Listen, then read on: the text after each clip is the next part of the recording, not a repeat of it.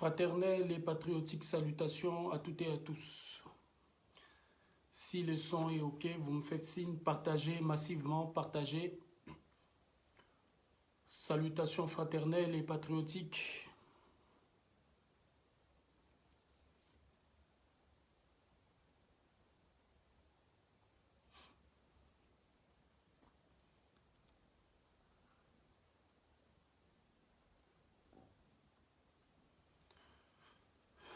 Otep frères et sœurs, essayez de partager massivement. Donc, chose promise, chose due.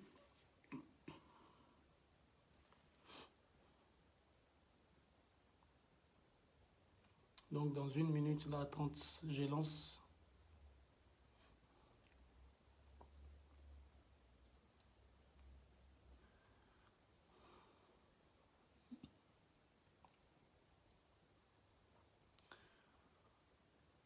Merci, partagez, partagez. Fraternelles et patriotiques salutations. Alors, nous voici encore aujourd'hui dans la continuité de ce que nous avons commencé la dernière fois. Mes chers frères et sœurs, je vous salue une fois de plus de là où vous nous suivez. Mes fraternelles et patriotiques salutations à vous toutes et à vous tous, à vos familles. Salut à celles et ceux qui se sont disposés en ce moment pour nous suivre. Et je vous demande humblement de partager massivement ces directs et de faire en sorte que tout le monde, maintenant ou après, puisse au moins recevoir ces messages.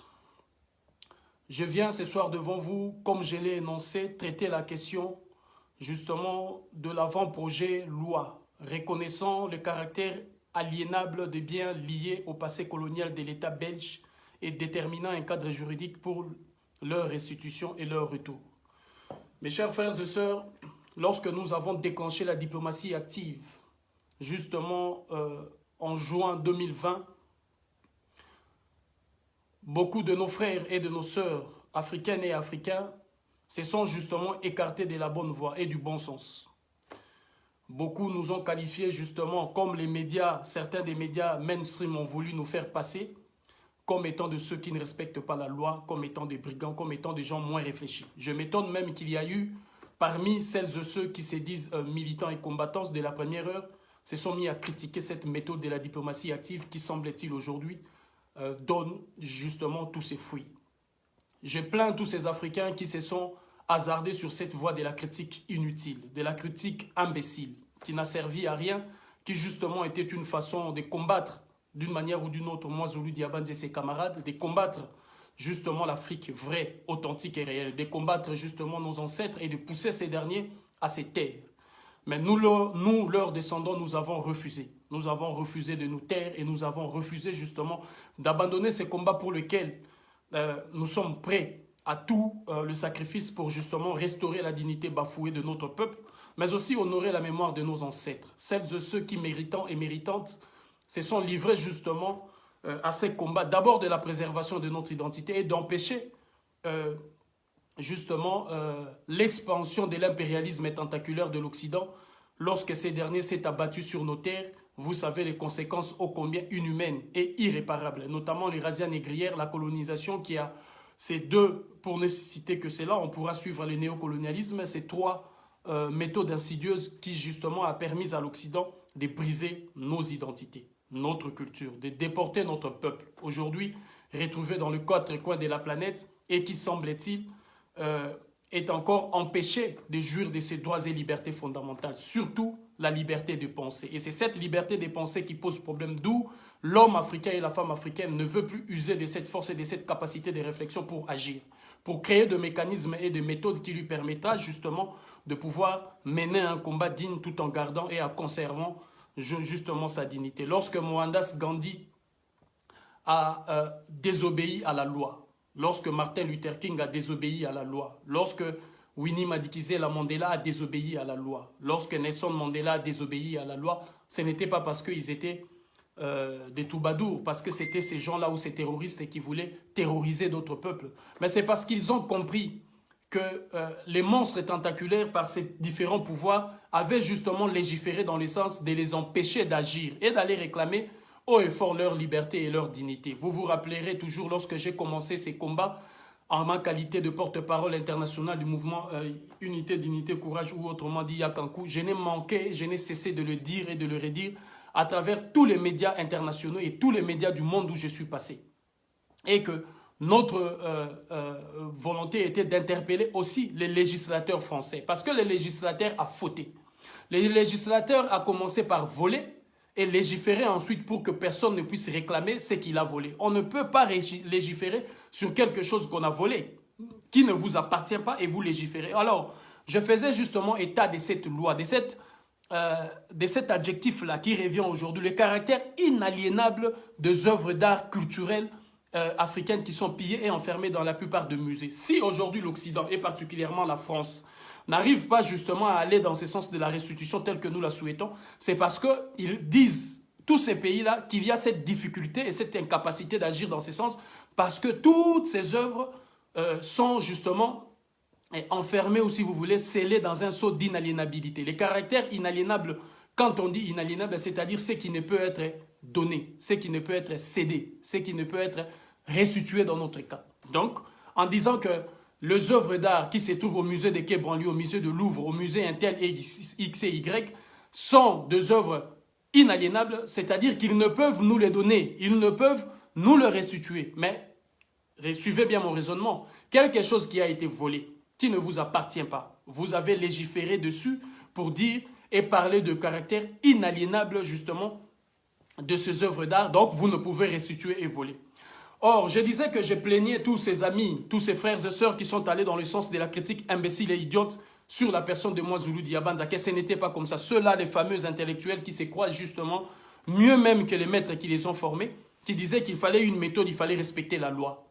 Au plus profond de moi et ma forte conviction, je le sais, que ce sont les hommes qui font les lois et ce sont les hommes qui défendent les lois. Et moi, Zulu Diabanza est parmi ces personnes-là dont la perspicacité permet justement d'agir pour aider aux législateurs qui hier et jadis a fauté de revenir à la raison. Je disais que je n'ai cessé d'interpeller les législateurs français. Je n'ai cessé de le ramener sur la voie de la raison, de lui faire comprendre que vous avez fauté. Et aujourd'hui, l'élan dans lequel se lance le gouvernement de la Belgique, ici on parle d'un avant-projet de loi reconnaissant les caractères aliénables, c'est-à-dire que nos œuvres qui figurent dans la plupart des musées belges sont aujourd'hui des œuvres qu'on peut restituer, donner et céder. Voilà la première victoire. La première victoire, elle est juridique. Je me rappelle encore de ma détermination et de mon combat au sein justement de la commission juridique, parce que c'était la commission que j'avais choisie lorsque nous étions à Kinshasa du 4 au 7 décembre à travers les colloques internationaux, les colloques scientifiques internationaux pour la restitution, la récomposition du patrimoine africain. Je me suis justement positionné au sein de la commission juridique parce que je sais que c'était la loi. Lorsque j'ai mené le combat ici, je savais que ce qui empêchait l'Occident d'aller vers la restitution, c'était justement cette question de la loi. Donc, il fallait que je puisse avoir le corpus juridique, travailler dans cette commission et que nous allions dans ce sens. D'ailleurs, les éléments de cette commission sont les éléments qui ont été repris d'ici et là. Les réflexions qui ont été nourries par le FMAS, par l'UDC, par moi, Zulu Diabanza, ce sont les réflexions qui dictent même le comportement de la Belgique. Ce sont les réflexions qui poussent et les actions qui poussent les autorités de la Belgique d'aller dans ce sens. Gare à tous ces pseudo-militants et à tous ces pseudo-intellectuels qui envoient leurs petits journalistes pour venir m'interviewer, prendre des vidéos qui ne sont justement diffusées nulle part. Je donne l'occasion parce qu'il s'est dit, nous sommes un petit média, nous venons de naître, nous sommes un petit média universitaire, nous sommes un ceci. Si vous pouvez nous aider, je donne et ils vont là-bas, ils prennent ces arguments, ils vont vers leur maître pour adoucir cela et le faire passer. Alors, il est de mon devoir de mettre à nu justement cet avant-projet de loi pour que le gouvernement de la Belgique et ses pseudo-scientifiques entendent le son de ce qui viendra demain. Qu'ils comprennent que nous veillerons sur chaque mot, chaque phrase, sur la lecture, la composition, la forme, de tout ce qui sera écrit parce que nous savons que autre chose peut être faite. Donc, nous veillerons et nous allons dénoncer, nous allons agir quand il s'agira d'agir pour justement empêcher à ce que cette lutte nous soit volée, que cette lutte soit galvaudée, que cette lutte passe comme justement un moyen pour la Belgique de se laver de ces crimes, ou pour les autorités ou les politiques africains et congolais de pouvoir justement gagner et redorer le blason terni de leur image. Alors mes chers compatriotes, je vais vous parler de l'avant-projet de loi caractère aliénable. Donc c'est la première victoire. Législateur français, je vous disais, il a fauté. Et beaucoup disaient, comment tu vas changer la loi? Comment toi tu peux enseigner les professeurs d'université? Comment tu peux dire ça? Et je l'ai dit devant les juges, et je l'ai dit partout.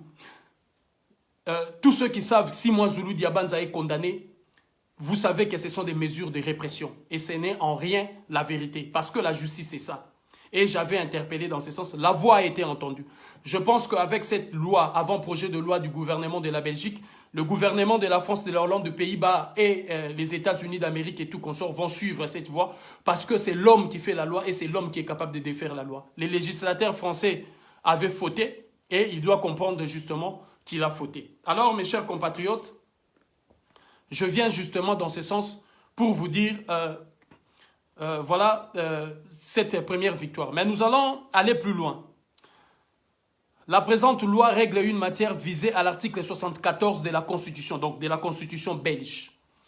La présente loi a pour objet de déterminer un cadre juridique applicable à la restitution et au retour par les biais de la conclusion d'un accord bilatéral de coopération scientifique et culturelle avec l'État d'origine. Donc n'importe quel État, que ce soit le Burundi, le Nigeria, le Bénin, n'importe quel État qui a justement ses biens en Belgique, pourra maintenant aller dans ce sens avec la mise en place d'une commission mixte scientifique et culturelle mise en place entre la Belgique et l'État d'origine pour commencer à discuter. Donc on va aller plus loin. Dans les conditions prévues par la présente loi, les dits biens sont aliénables exclusivement en vue d'une restitution et d'un retour à titre gratuit à l'état d'origine. Cela ne peut se faire que de façon gratuite parce que nous ne pouvons pas racheter ce qui nous appartient. D'autant plus que le gouvernement de la Belgique reconnaît aujourd'hui devant la face du monde que ce n'est pas moi Zulu Diabanza qui est un voleur, c'est nous qui avons volé. Parce que nous avons pris ces choses-là sans leur consentement, sans leur accord. Nous avons massacré, exterminé leurs ancêtres. C'est pourquoi nous avons pris ces choses-là. Alors, au sens de la présente loi, on entend par bien le bien meuble relevant d'une collection muséale d'un des établissements scientifiques fédéraux et dont l'État belge est propriétaire, à l'exclusion des restes humains et des archives. Le reste humain de nos ancêtres, dont j'ai parlé récemment en Belgique, les 297 corps qui ont été ramenés là-bas, dont 7 corps sont exposés à l'église Saint-Jean évangéliste de Tervuren, et les autres, comme les 24 combattants algériens qui ont été justement rapatriés, comme l'avenue Sautantote, ou les archives qui nous appartiennent, ne sont pas considérées comme des biens. Donc, c'est une catégorie qui viendra après. Alors, je ne ferai pas l'amalgame ou le mélange de genres. Je vais justement revenir sur ces questions pour m'approfondir dessus, sur les questions justement des restes humains et des archives. Là, je traite maintenant cette question. Donc, biens restituables, les biens issus de l'état d'origine ayant été acquis durant la domination politique et administrative exercée par l'État belge sur celui-ci, à partir de la signature de l'acte de la conférence de Berlin en 1885 jusqu'à l'indépendance de l'État d'origine. Notre combat déclenché au musée de Quai Branly, c'était de partir de 1880 jusqu'à 1960. Donc, le gouvernement de la Belgique prend comme référence juridique la signature de l'accord de Berlin de 1885 dont les choses ont été volées. Mais ne vous leurrez pas, nous irons jusqu'en 1880 et 1860. C'est le premier bémol dans cette loi. Je n'arrive pas à comprendre comment est-ce que les scientifiques, pseudo-scientifiques africains ne sont pas capables justement d'opposer un refus catégorique parce que moi je ne participe pas dans cette commission. Je suis allé au colloque scientifique qui s'est tenu à Kinshasa justement, mais ceux qui ont suivi, j'ai refusé de revêtir mon costume scientifique parce qu'ils ont suivi ce que j'ai fait en Allemagne. Lors de la conférence en Allemagne en anglais qui a été traduite en anglais, je pense que j'avais fait un direct sur cette conférence. J'étais dans un corpus scientifique où j'ai proposé conformément à autre chose. Mais là, je suis allé justement en homme militant, engagé, activiste, pour recadrer ce que j'ai estimé être la dérive de Tshisekedi et de ses amis. Donc, je ne sais pas pourquoi les scientifiques congolais, africains, qui sont dans ces différentes commissions, ne vont pas dans ça. Comme c'est encore un projet avant loi. Donc, je vous demande de vous pencher sur cet énoncé, paragraphe 2, qui dit « Le bien restituable, les biens issus de l'état d'origine ayant été acquis durant la domination politique et administrative exercée par l'État belge sur celui-ci, à partir de la signature de l'acte de la conférence de Berlin en 1885, doit reculer, doit aller depuis la conception de ces choses-là en 1880. Parce qu'en 1882, il y a eu la pré-conférence de Berlin qui s'est tenue justement sur cette question du partage de l'Afrique, d'où la pression a été exercée sur Shaka Zulu et sur les régimes Zulu. Il y a eu cette conférence. Henry Morton Stanley est arrivé et David Livingstone, justement, Morton Stanley précisément, en République démocratique du Congo pour préparer justement la conférence de 1885. Donc il faut remonter jusqu'en 1880 parce que notre lutte va sur ces époques-là. Parce que moi je sais d'ailleurs, ces pillages-là devaient aller vers 1865. Mais pour ne pas rentrer dans un combat, d'abord dans un cafouillage, nous avons voulu lancer à partir de 1880 qui aurait pu mettre tout le monde d'accord. Mais là, l'avant-projet de loi décide de 1885. Donc, c'est un message justement aux autorités de Kinshasa, à tous les scientifiques, aux autorités de Cotonou, aux autorités de Lagos, aux autorités de Kigali, aux autorités de Kampala, aux autorités de Bujumbura, aux autorités de Nairobi, aux autorités de Dakar, aux autorités de Bamako, à toutes les autorités africaines, ivoiriennes et autres de savoir que nous n'irons pas sur la base de 1885, il faut reculer un peu. Nous savons que le partage de l'Afrique a eu lieu, si l'acte signateur a eu lieu en 1885, mais l'Afrique était déjà gérée de cette façon-là avant l'acte signateur depuis 1880.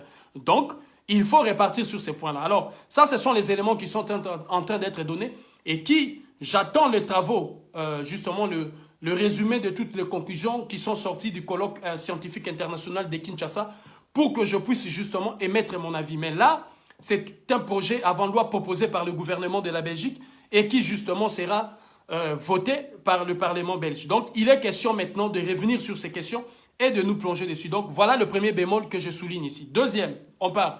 Troisième, état d'origine. État de provenance du bien restituable et au profit duquel la restitution et le retour sont envisagés dans le cadre de l'accord bilatéral de coopération scientifique et culturelle conclu. Donc, il y a des accords bilatéraux qui seront signés dans ce sens. Mais vous savez qu'en matière d'accords, les Occidentaux n'ont jamais respecté des accords. Les accords de partenariat économique, les accords de défense et de sécurité dont les Mali est en train de récuser aujourd'hui et qui a permis justement à l'armée française et l'armée belge et américaine d'avoir des bases militaires permanentes dans nos États et la même mise sur l'ensemble justement de nos pays et de nos richesses. Donc, en matière des accords, les accords de partenariat économique qui ont fixé des prix justement où les nations africaines produisent des matières premières à des prix quasi nuls et insignifiants, ceux qui transforment ces produits-là en produits finis, les vendent à des prix exorbitants, ce qu'on appelle les termes de l'échange inégal. Donc nous voyons avec ces accords de partenariat économique, justement la plupart des instruments qui ont été mis en place c'est au bénéfice des nations européennes et occidentales, mais en contrepartie, c'est nous qui perdons. Donc, ce n'est pas des partenaires fiables pour aller discuter avec eux en termes des accords. Aujourd'hui, hier, vous aviez dit, ils ont d'ailleurs braqué l'arme sur nos ancêtres. Maintenant, la plupart d'entre vous sont allés à l'école. Et il semblerait que vous êtes des intellectuels, vous avez des diplômes. Donc, le moment est venu pour que vous puissiez, vous qui cherchez à mâchonner le français à la manière d'une vache espagnole, le moment est venu pour vous de démontrer devant la face du monde pourquoi vous êtes allés à l'école et votre capacité justement à allier les aspirations profondes de notre peuple, la dignité de nos ancêtres, la dignité et la souveraineté de nos États à travers ces lois justement que vous aurez à négocier avec l'État de la Belgique. Quatrième, la restitution, les transferts des propriétés juridiques des biens restituables est décidée conformément à la présente loi. Donc, vous m'aviez suivi dans tous les médias internationaux, de CNN à BBC, à la télévision australienne, à Al Jazeera, à TV5, à France 2, France 1, TF1, à partout où je suis passé, à la télévision nationale au Burkina Faso, au Bénin, à Kinshasa, partout au Sénégal où je suis passé, je n'ai cessé d'interpeller sur cette question de il faudrait que nous soient restitués ce qu'on appelle l'acte de propriété, les titres de propriété, parce qu'aucun de musée européen, aucun de gouvernement européen ne possède l'acte de propriété parce qu'ils n'ont rien acheté. Tout a été volé, tout a été pillé. Donc, le moment est plus que jamais venu maintenant de se pencher sur cette question. Alors, la voix a été entendue parce que nous avions interpellé depuis le commencement qu'il faudrait les titres de propriété. Et les titres de propriété est mentionné, donc justement, nous redeviendrons propriétaires de ce qui nous appartient. gestionnaire, l'établissement scientifique fédéral en charge de la gestion du bien restituable. Ok? Accord bilatéral de coopération scientifique et culturelle. L'accord à conclure entre l'État d'origine et l'État belge qui a pour objet d'organiser la restitution et les retours de biens restituables après examen scientifique des conditions d'acquisition. Je reviendrai plus loin parce que scientifique, il revient plusieurs fois. Aux fins des restitutions des biens restituables, un accord bilatéral de coopération scientifique et culturelle est conclu entre l'État d'origine et l'État belge. L'accord bilatéral de coopération scientifique et culturelle précise notamment les modalités d'introduction et d'instruction des dossiers de restitution. L'accord bilatéral de coopération scientifique et culturelle précise notamment les modalités, donc voilà, scientifique et culturelle, définit les modalités de coopération scientifique entre les deux États. Voilà, définit les modalités de coopération scientifique. Ça, c'est un problème. Je vais allier ces points avec un point que je vais citer plus bas. Gardez ça sur cette question scientifique. Les modalités. Doit être restitué et d'établir la garantie de conservation en cause doit être restitué et d'établir les garanties de conservation afin d'assurer le retour de ces biens à l'état d'origine. 5. L'accord bilatéral de coopération scientifique et culturelle institue une commission scientifique mixte composée paritairement d'experts ayant une expérience scientifique reconnue dans le domaine de deux États partis au dit accord. Voilà, deuxième bémol. Je vais vous parler là des modalités scientifiques. Là, je vous dis, ils disent clairement. L'accord bilatéral de coopération scientifique et culturelle institue une commission scientifique mixte composée paritairement d'experts ayant une expérience scientifique reconnue dans le domaine. Qui détermine et qui fixe les critères de celui-là qui est scientifique? C'est justement conformément à la science occidentale que l'on déterminera les scientifiques. Comment pourrions-nous déterminer les experts par rapport à la science occidentale, c'est-à-dire de ceux qui sont allés à l'école occidentale, par rapport aux œuvres d'art qui ont été faites par des gens qui ne sont pas allés à l'école occidentale? Comment pourrions-nous donner aux illettrés culturels et spirituels de l'Afrique, qui sont en d'autres termes les lettrés scientifiques et universitaires de l'Occident, parce que vous ayez fait vos universités en Afrique ou je ne sais où, les programmes éducatifs et les programmes académiques dans nos pays, c'est un programme colonial imposé par l'Occident. Comment pouvons-nous déterminer que les experts sont ces gens-là, alors que les véritables experts de ces choses-là, ceux qui déterminent l'expertise culturelle et spirituelle, d'ailleurs l'aspect spirituel qui n'est pas cité, ce sont ceux qui connaissent la profondeur de nos cultures, de nos identités et qui ont des facultés et des capacités outre qui permettent justement d'avoir une lecture véritable des décisions. Parce qu'ils en connaissent, je dois dire, le côté non su et non connu, non vu de ces choses-là. Parce qu'ils connaissent notamment les usages culturels, je dirais coutumières, scientifiques, politiques, spirituels, religieux de ces œuvres-là. Comment exclure celles et ceux, parce que c'est ça qui va se passer, qui n'ont jamais été à l'école. Je donne l'exemple de la chef du village Nekouko. La chef du village Nekouko, aujourd'hui où je parle, c'est une maman à 80 ans. Cette maman, justement, me disait que si aujourd'hui on rendait la pièce Nekouko qui se trouve en Belgique, d'ailleurs qui est en train de circuler, hein, parce que la pièce vient de quitter le musée de Tervuren, était récemment aux États-Unis, qui a été cédée là-bas. Si vous tapez dans vos moteurs de recherche Nekouko, pièce Nekouko, vous verrez justement cette pièce que le maréchal Mobutu avait réclamée en 1974, que beaucoup de chefs, deux chefs de ces villages-là ont réclamé et qui ont essuyé un refus catégorique. Donc, on voit maintenant que cette maman-là sera exclue parce qu'elle a l'expertise véritable. Parce qu'elle m'avait dit, si on restitue cette pièce, elle peut la réactiver pour qu'elle soit de nouveau utilisable pour la communauté. Donc, on va écarter ces gens-là parce que justement, ils ne répondent pas aux termes scientifiques experts reconnus par la Belgique. Donc, c'est la Belgique encore qui fait la présélection. De la même manière que ces gouvernements font la présélection de qui sera président de la République, font le choix de qui sera parce que ce sont des gens qu'ils ont formés scientifiquement et qui sont dans leurs obédiences spirituelles et maçonniques et autres. Donc, c'est la même stratégie pour exclure certaines personnes. Alors, ça ne se passera pas comme ça. Les scientifiques, la République démocratique du Congo, la République du Bénin, la République justement du Sénégal ou du Nigeria ou du Mali ou autre, c'est eux qui vont déterminer les critères de ceux qui sont scientifiques chez nous. Parce que ceux qui ont la connaissance de nos ancêtres sont pour nous les experts capables de traiter ces questions. Nous n'accepterons pas l'imbroglio d'une présélection des soi-disant lettrés qui sont allés justement être formés à l'Occident ou dans des universités, c'est-à-dire à la manière occidentale, seules ces personnes-là, ils seront là, mais ils doivent être associés à ces personnes-là, ceux qui ont l'expertise notamment culturelle et je dirais coutumière, justement de ces artefacts qui ont une autre lecture qu'occidentale. Ça, c'est un point sur lequel déjà, c'est troisième bémol où je suis en train de décrier cet avant-projet de loi et c'est de cette façon-là que nous allons reformuler nos recommandations auprès justement des intéressés pour savoir déjà que ceux de ces Congolais, de ces Africains qui iront défendre cette loi, s'ils acceptent ces charabia, nous n'accepterons pas ces termes des discussions. D'ailleurs, nous avions demandé qu'à toutes les étapes, à tous les niveaux, nous soyons associés.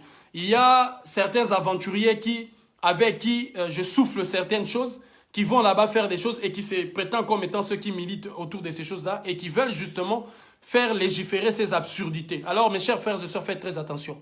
Ce n'est pas parce que vous avez eu le temps de manger ou quoi que ce soit avec moi, Zoulou, que j'aurai la complaisance vis-à-vis de ces affaires-là. Vos intérêts personnels ne m'intéressent guère. Vos noms ne m'intéressent guère. Même le nom de moi, Zoulou, n'intéresse personne dans ces affaires-là. Ça, c'est un héritage multimillénaire. Hein? Des siècles, des familles sont mortes, des gens ont été sacrifiés. Alors, allez-y mollo mollo. Avec toutes ces stratégies-là, de choisir des Kofi Olomide, de ceci, et certains soi-disant militants choisis par la Belgique, certains scientifiques, attention, attention, attention. Vous devez associer le véritable corps. Nous serons bien évidemment ouverts afin que toutes ces personnes-là soient là, mais pas uniquement ces personnes-là. Et il faut que le respect soit établi justement au niveau déjà de la discussion. La commission scientifique mixte a pour mission de recevoir et d'instruire les dossiers de restitution de biens restituables dont elle est saisie selon les modalités, de confirmer l'origine, les cas échéants, des modalités d'acquisition de biens restituables. Bon, ça, ce sont des questions que nous allons revoir progressivement parce qu'il y a tellement de questions qui sont pour nous des questions à rejeter et conclure le caractère légitime de l'action. À ces fins, la commission scientifique mixte rend un avis motivé eu égard de l'ensemble des informations. Bon, la commission scientifique mixte peut être saisie d'un dossier de restitution d'un bien restituable, respectivement par l'État belge, à l'initiative du gestionnaire, qui en informe les ministres et ou les secrétaires d'État, la politique scientifique, l'État d'origine. Faux.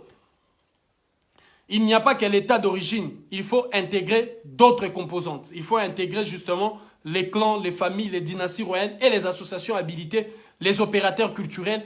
Tous doivent faire partie du caractère légitime. Pourquoi je l'ai dit?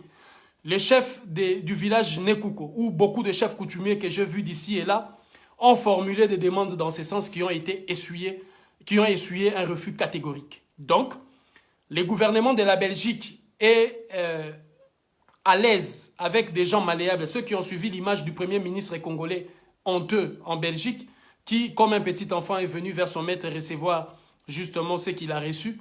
On voit l'attitude de cet ignorant-là qui ne connaissait d'ailleurs rien de ce qui se disait là, mais qui a accepté ce que le gouvernement de la Belgique disait. On connaît la subordination des autorités congolaises et d'une majorité des cas des autorités africaines vis-à-vis des autorités belges et de l'Union européenne. Donc nous n'accepterons pas que ces seuls interlocuteurs soient les seuls sur ces questions en tout cas. Sur ces questions, bien évidemment, l'État de Kinshasa avait ouvert toutes les composantes pour que nous puissions former un corps, mais dans la sélection de ceux qui vont composer la commission mixte, il faut que les partis tels que les dynasties, les associations qui sont les nôtres et le mouvement qui sont les nôtres de lutte doivent être associés parce que nous n'avons pas la même lecture. D'ailleurs, j'ai vu ça pendant les travaux à Kinshasa au sein de la commission juridique dont nous avons donné l'épine et la colonne vertébrale, l'épine dorsale et la colonne vertébrale.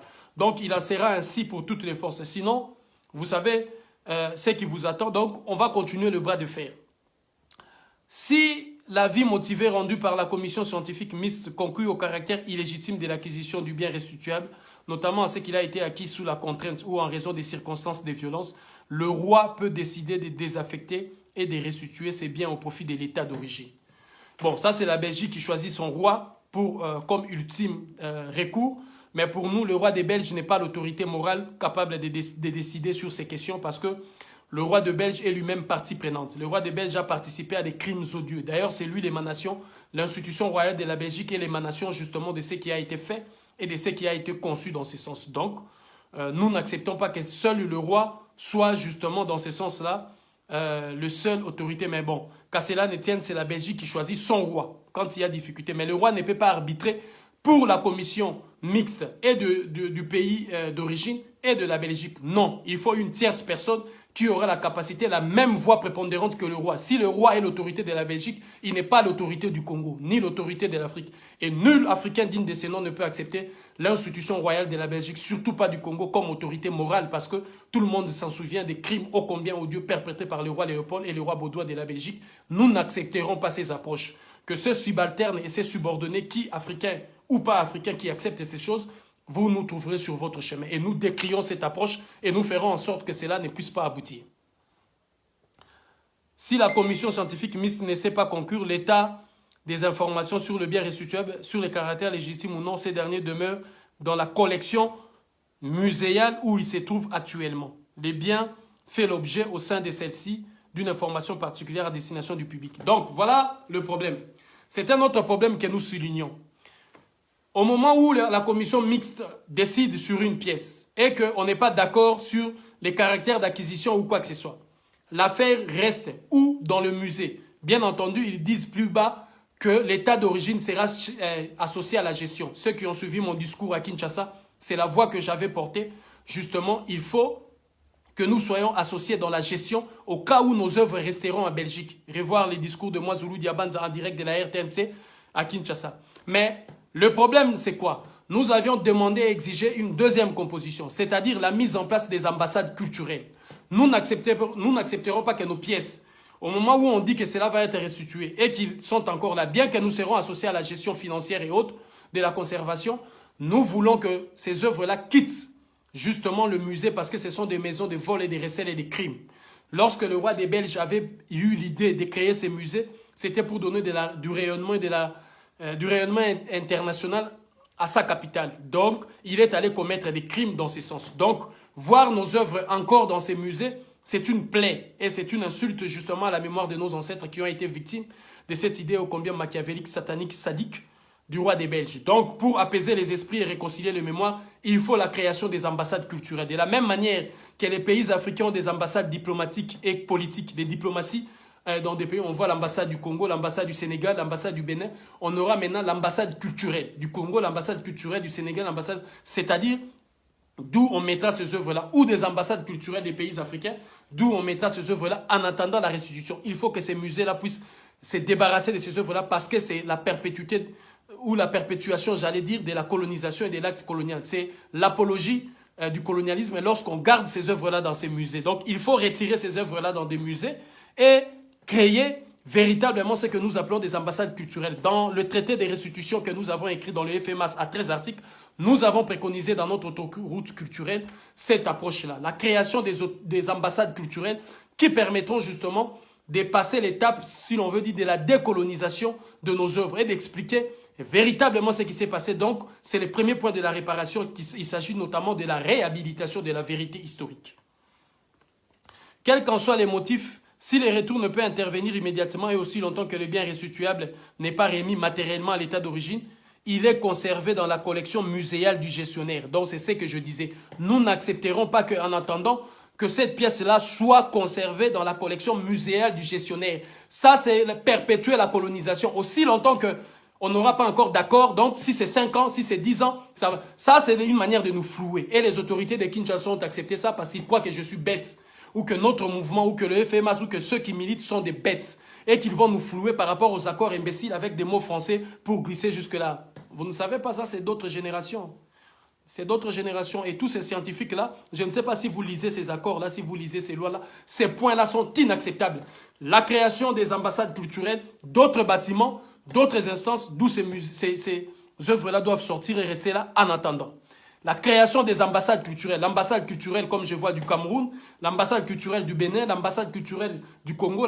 C'est à travers ces choses-là que nos enfants qui sont nés là, ou les autres qui seront encore sur Paris ou sur Belgique ou en Allemagne, iront justement voir ces œuvres-là. Plus dans des musées. S'ils iront payer l'argent, ils paieront dans ces ambassades culturelles. L'argent rentrera dans les caisses de nos États. Nous paierons les taxes des pays belges. Nous ne paierons pas des taxes parce que ça sera la compensation par rapport aux crimes qu'ils ont perpétrés jusque-là. Donc, nous refusons assez que le lieu de conservation reste la collection muséale. Nous n'accepterons pas. Nous n'accepterons pas non plus que ça reste au niveau des collectionnaires. Donc, je décris cela.